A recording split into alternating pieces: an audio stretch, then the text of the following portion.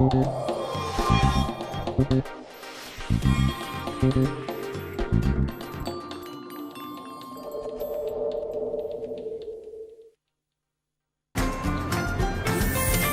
personales y tarjetas Credit Cop. Llegá a lo que querés con las condiciones más convenientes. ¿Tenés Credit Cop? Tenés quien te acompañe.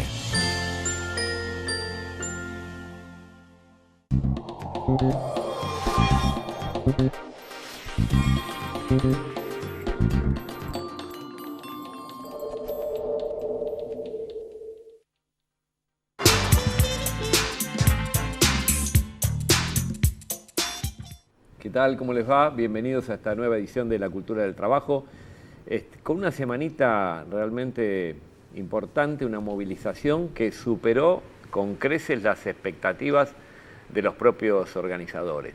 De los convocantes más que de los organizadores, porque había una cantidad de gente suelta, que no iba de la mano de las organizaciones, que sí estábamos participando, los sindicatos, los movimientos sociales.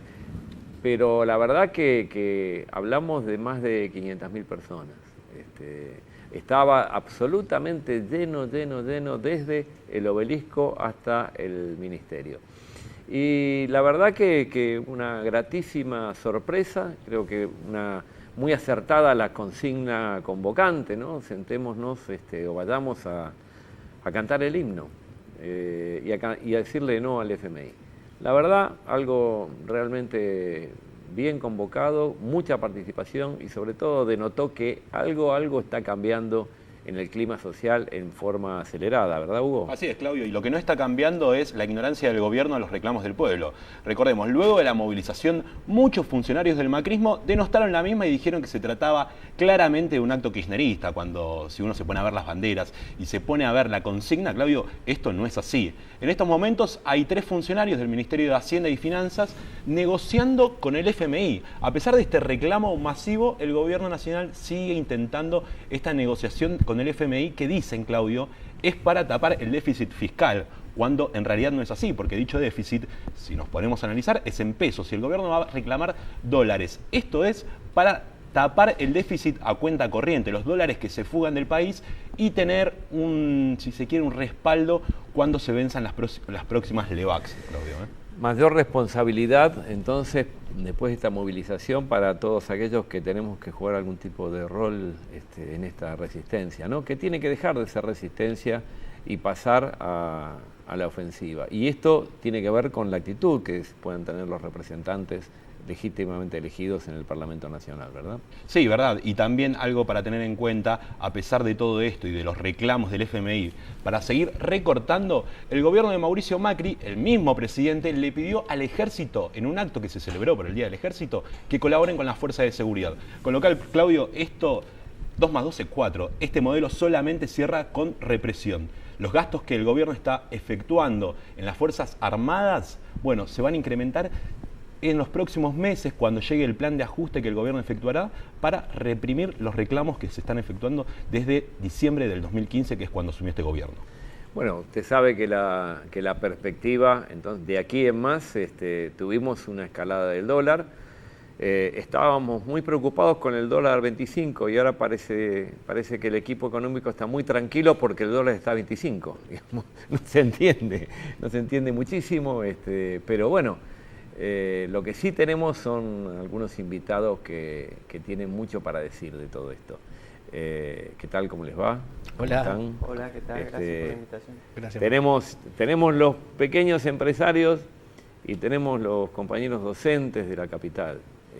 Y yo quería arrancar con los docentes porque uno dice, bueno, sabemos que el tema salarial es una lucha permanente del movimiento obrero, no se resuelve en una lucha, todo permanentemente hay que tratar de arrancar salario para mejorar nuestro nivel de vida.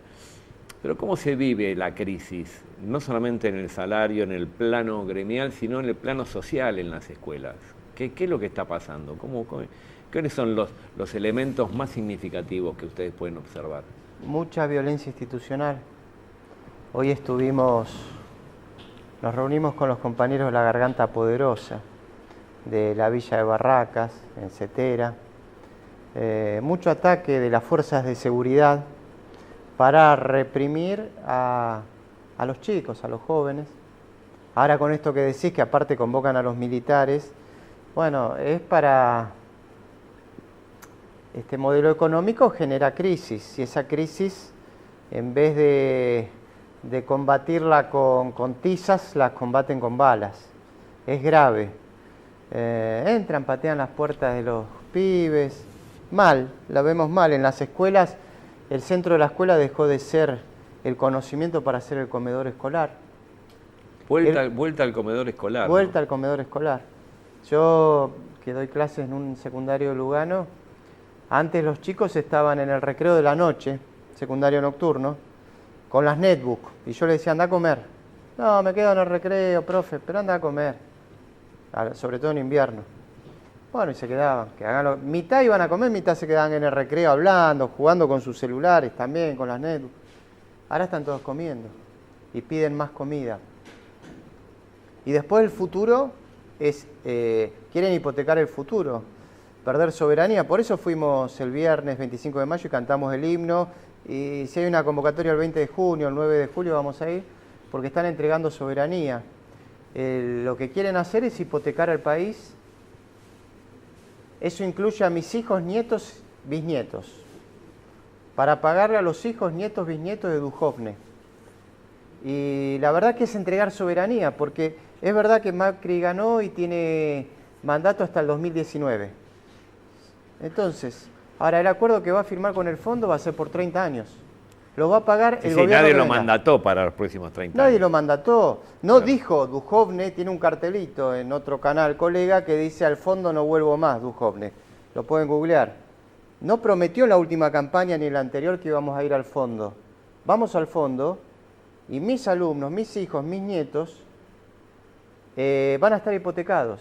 Entonces cuando me busquen en Google, mis hijos, mis nietos, mis bisnietos, que vean que el abuelo peleó contra el fondo.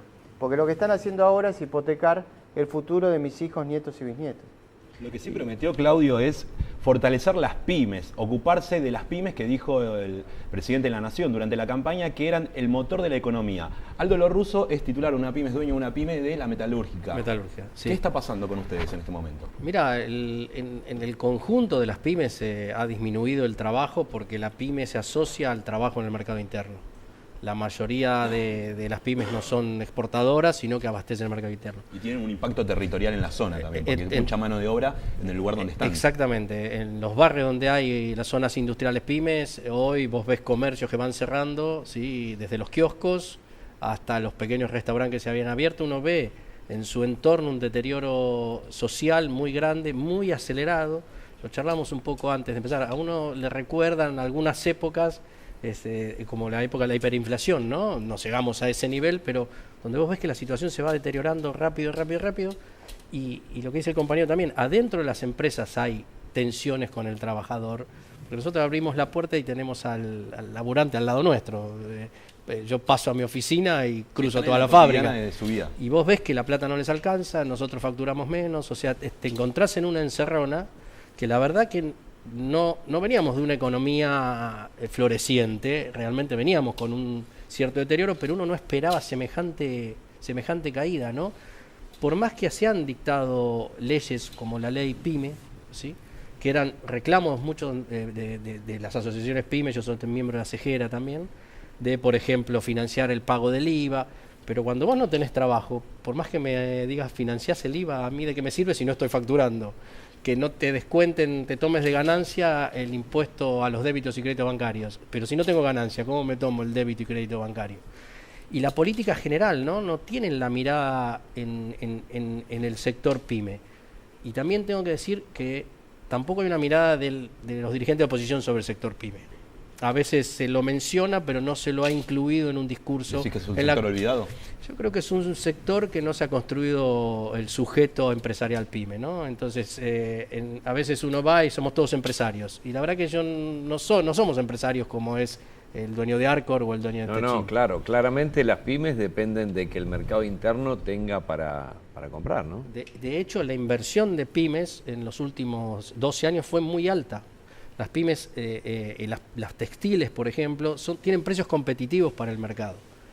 Después el precio se deforma o se encarece muchísimo para llegar a la venta al público.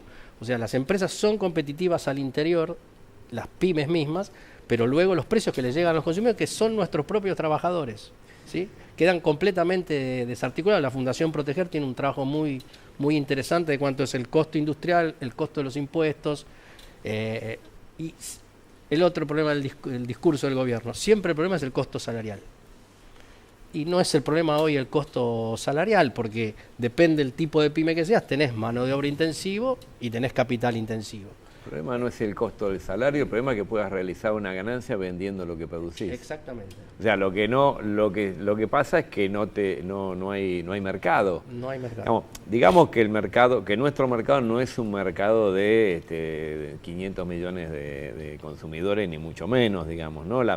Tanto las pymes como las grandes compañías, en eso sí hay una cuestión donde están cercanas, tenían una perspectiva distinta con UNASUR, con la posibilidad de trabajar hacia un mercado de 500, 600 millones de consumidores. Hoy, de movida, cuando el UNASUR está herido de muerte, plantear el desarrollo de una pyme, hoy, si querés, de una gran industria, es muy difícil, porque el mercado interno a su vez se achica cada vez más. Ahora, vos dijiste, y llegamos a la situación en que estamos. ¿En qué situación estamos en la caída? Mira, hoy estamos en promedio en un 30% de caída en las ventas, dependiendo mucho del sector. Hay pymes que ya han cerrado, pero el promedio de la caída de ventas está en un 30% menos con respecto al 2015. Y eso se sostiene porque el mercado no logra recuperarse. A ver, le pasa con los salarios de los docentes y creo que con cualquier trabajador, el 20% se le está yendo en tarifas. Lo que te queda para consumo cada vez es menos, y si nosotros vivimos en el mercado interno, esto va a seguir repercutiendo, ¿no? Las tarifas nos pegan por dos lugares a nosotros: por la incidencia en los costos y por la incidencia en el consumo de las personas, que retrae el consumo, ¿no? Claro, que básicamente es el salario, lo que mueve el motor de la economía interna es el consumo, y el consumo deriva del salario, y en este caso particular los docentes están en una lucha desde hace varios meses por ese tema. Sí, a todos nos ofrecen el 15%, salvo en algunas provincias que se pudo... estatales también, que ahora les ofrecen el 12%. El 12%, claro, bueno.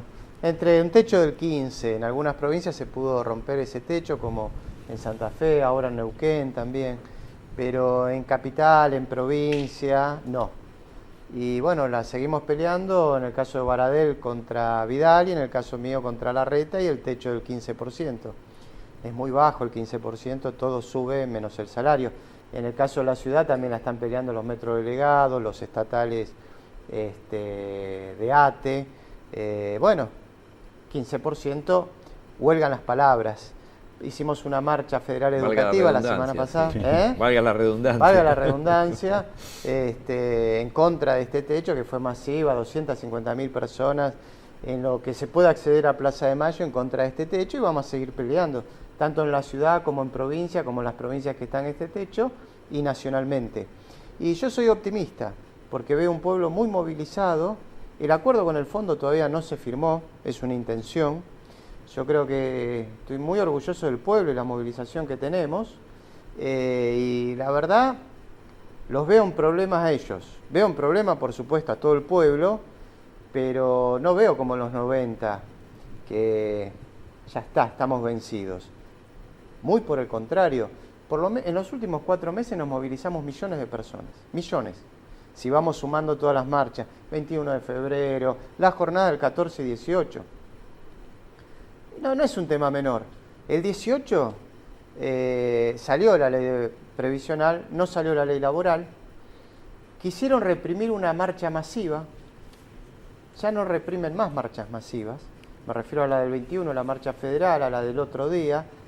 Tienen en carpeta reprimir, pero no saben qué hacer ante la masividad. El límite al ajuste es la masividad. Masividad hay, y hay que seguir reclamando, hay que seguir luchando, hay que seguir movilizados, y luego habrá que buscar opciones electorales que terminen con el ajuste. Pero estamos a la altura de las circunstancias. Estoy seguro que cuando nuestros nietos nos googleen, van a ver, o sea, que nos busquen en las redes, van a ver que hubo un pueblo movilizándose en contra de la hipoteca que nos quiere poner este gobierno. Así que la flecha está en el aire.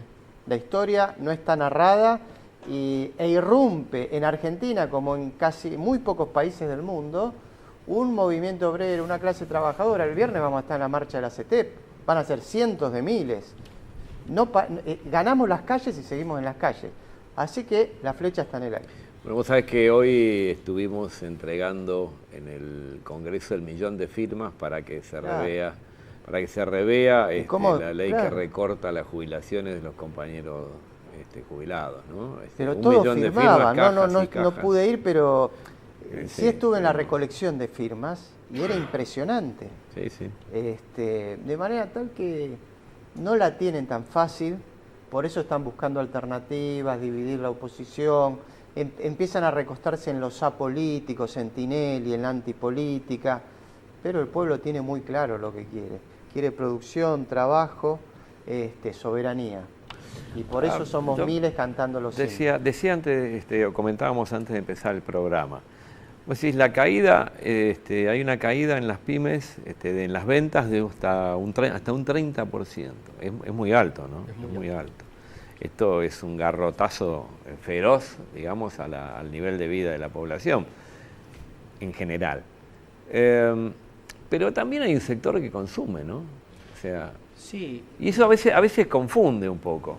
Confunde, por ejemplo, a mí me sorprenden los datos de algunas cámaras, ¿no? El fin de semana que pasó, una cámara bastante importante, que es la CAME, antes que termine el fin de semana ya te da el nivel de facturación del movimiento del fin de semana largo. Primero, lo que se moviliza es 1 millón de personas, de 44 millones de personas. O sea, es un sector de consumo de la población, que no soy economista, pero que lo llama ABC1, o sea, los más altos. Los vuelos a Europa, yo estuve en una feria y salen llenos de argentinos. Es un sector de la población. La mayoría no está en esa situación y vos vas viendo cómo clases medias, ¿sí?, que eran trabajadores de altos ingresos en las empresas pymes o en las empresas grandes, vienen deteriorando su consumo y van saliendo de ese circuito. 1 millón, 1.200.000, 2 millones en 44 millones no es significativo y no es un país que esté en crecimiento. Nosotros lo vemos con preocupación, ¿no? Porque la política en relación con todo el sector industrial, de hecho, si ustedes miran, más allá que son aliados del gobierno, las grandes empresas empiezan a estar en contra. A Arcor no le conviene que el consumo baje. Es Claro. cierto que Arcor es monopólica, creo que del sector de alimentación debe tener más del 50%, pero su ganancia está en el mercado interno, no en la exportación de Arcor. Entonces empieza a haber como rupturas. De hecho, la Unión Industrial protestó, pero fíjense que fue un dirigente preso, un dirigente metalúrgico. Claro. Es decir, hay un amedrentamiento del gobierno también hacia sectores del empresariado. O sea, la represión, que no es lo mismo comparar un palazo con una acusación y meterte preso 48 horas, pero se ve en esos lugares, y esa es la impotencia también del gobierno ante reclamos empresariales de las pymes, que sí tengo que reconocer que falta organización de la pyme. ¿Sí? En medio de las reformas que nombraba recién Eduardo, que era la reforma previsional, luego salió la reforma impositiva, la reforma fiscal, Sí. que uno de los puntos era bajar las cargas patronales porque decían que eran los costos de producción más altos de las pymes. ¿Es real esto? Nunca que hubo reformas que redujeron los costos patronales se reactivó el mercado interno. Siempre Cae la recaudación del Estado. Cae la recaudación del Estado. La economía no genera un círculo virtuoso. El Estado en América Latina juega un rol de distribución. En otros países lo jugará el mercado. En América Latina no se juega, el rol lo juega el Estado. Si el Estado se corre, se termina el rol de distribución. Lo que pasa es que hay que trabajar mucho. Yo vengo bregando con los sindicatos industriales, más en los territorios, que hay que trabajar codo a codo, yendo a las empresas, porque un empresario pyme cree que la reducción de las cargas patronales va a beneficiarlo en sus costos, y no es cierto, porque te baja el consumo más del 30%. Pero eso hay que hacer un poco de docencia y pedagogía junto con los sindicatos. Yo a veces veo los sindicatos industriales, especialmente, muy lejanos de nuestra realidad y muy lejanos de la realidad de sus propios trabajadores, ¿no? Esto no quiere decir que no se pelee por el salario. UOM acaba de cerrar en 19% con la posibilidad de abrir paritarias en diciembre, cosa que me parece completamente lógica. Porque si vos no tenés la posibilidad, yo mismo estaría en un discurso de contradicción. Quiero tener trabajo, pero quiero reducir los salarios. ¿Sabes qué pasa? Que a veces cuando la torta se achica y cuando el tejido social se deteriora, el diálogo con la patronal se hace cada vez más difícil. Sí. O sea, cuando falta, vos echás mano, desde el movimiento obrero organizado, echás mano a lo que podés para tratar de mantener la cabeza, seguro. la cabeza fuera del agua. Seguro. Y es cierto lo que vos decís, que tal vez faltaría una conciencia pyme, una conciencia del rol de la pyme, el rol social, no solamente el rol económico, ¿no? De una pyme que es brindar trabajo, ¿no? Claro. Por eso, viste, yo creo, con Eduardo, hay que pensar un poco en el futuro también ya, ¿no? Porque a mí también las movilizaciones, uno ha participado en movilizaciones populares y sabe, cuando el pueblo se moviliza es que hay un reclamo que está... Y uno ya, bueno, estamos en crisis, tenemos que pensar el futuro, porque tiene que haber un futuro. Si ya renunciamos yo te renuncio, cierro la empresa y que sea lo que Dios quiera, no seguiría siendo empresario pyme. Y porque el futuro es lo único que te permite generar una participación constante y una militancia sostenida. El pasado nos puede unificar desde la nostalgia o desde las experiencias vividas, pero lo que viene, el porvenir, es lo que nos mantiene unificados y nos hace trabajar en forma mancomunada. Y eso se llama, en algún sentido, programa económico, se llama programa político, se llama saber a dónde queremos ir. Nosotros los que estamos acá sentados vamos a tratar de cambiar las cosas para bien siempre y a como dé. Pero el común de la gente no se mueve con las mismas valoraciones. Se mueve en la medida en que eso puede transformar su vida en forma más o menos inmediata, no en forma estratégica o la lejanía. Sí. Me parece que ahí es donde nos está faltando algo importante. Nos está faltando ponernos de acuerdo en qué queremos y qué no queremos. Por ahora estamos en qué no queremos. Y en ese sentido los docentes tienen mucho para decir, ¿no? Sí, vos pones el eje claramente donde tiene que estar, un poco también lo plantea García Linera.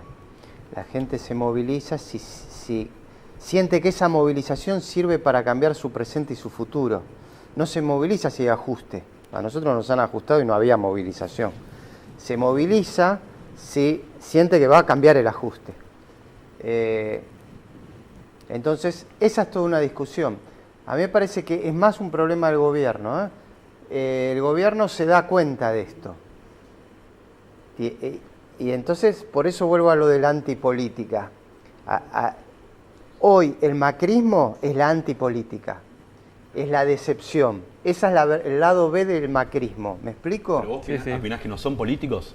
¿El macrismo no ejecuta políticas totalmente contrarias a las que dijo que iba a ejecutar? Pero ejecuta políticas. ¿Es eficiente en su ejecución? Sí, no, para mí no. Para mí este es un mal plan económico, aplicado mal y en un mal contexto. Y genera esta tormenta perfecta. En realidad a ellos les hubiese gustado inventar la oposición, que fue la que fue a Davos en aquel momento, y no tener la gente en la calle y no tener que estar comprando balas y armas a potencias extranjeras, ni llamar... Hubiese querido plan A, tener consenso y generar su oposición. Están aplicando el plan B, que es que la gente diga son todo lo mismo. Si vos ves algunos canales, bueno, están intentando que el que votó a Macri diga toda la política es un desastre, los que estaban antes, y nosotros tenemos que decir, no, hay un modelo. ¿Cuál es ese modelo? Producción, trabajo, consumo. Tampoco inventamos la pólvora, no vamos a hacer algo...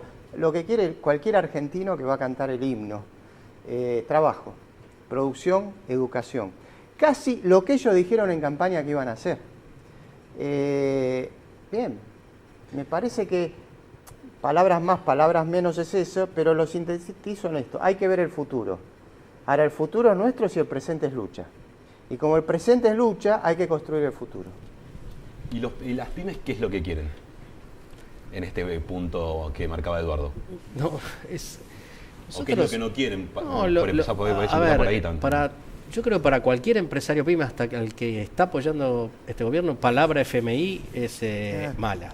Totalmente. Es mala. Totalmente. ¿Ah, sí? Sí, sí. Sí. Palabra FMI mirá. es mala, porque nosotros tenemos, Claro. las empresas que tienen más de 12 años, tenemos recuerdos en el cuerpo. Así que, y lo que queremos es lo mismo que yo. FMI es Caballo, Caballo es Corralito. Eso, trajeron eso. En serio que yo estoy seguro que querían otra cosa. Están en esto. Es más, el FMI le está diciendo pongan retenciones al campo. Está un poquito más a la izquierda. Y ellos dicen no, porque ya no saben qué hacer. Arcor, tienen problema con Arcor, tienen problema con el campo, tienen problema con el FMI que le pide retenciones al campo, están en un problema. Bueno, la forma, plan A, Macri, plan B, Vidal, plan C, Tinelli. Nosotros tenemos otro plan. Esa ¿Qué? fue la Pero buena. claro, Esa. eso es, nosotros tenemos claro Mientras- qué plan tenemos, que es producción, trabajo, que las tarifas sean más bajas, que se pueda consumir. Nosotros podamos sostener que la participación social posibilita una acción transformadora para el bien Claro, común, eso. este es el problema que ellos tienen. Claro que sí. Ellos tratan de imponer la política de no hacer política, que es la forma más artrera de llevar adelante un plan que no parece político, parece de sentido común. Y la idea de ellos es esa. Nosotros con las movilizaciones, con la participación, mantenemos vivo lo más preciado, entiendo yo, que ganamos durante la década pasada, que es volver a poner en blanco sobre negro la participación y la transformación política, social y económica de manos de esa participación. Esto es lo que habíamos perdido en los 90. Exacto. Pudimos recuperarlo en estos años y mantengamos el eje sobre eso y sobre un programa que nos diga hacia dónde, cómo y con quién y sobre todo cuándo. Así que bueno, nos despedimos, ya se nos acaba el tiempo y muchas gracias a los invitados, muy interesante la charla. Nos vemos la semana entrante en una nueva edición de La Cultura del Trabajo. Hasta la próxima.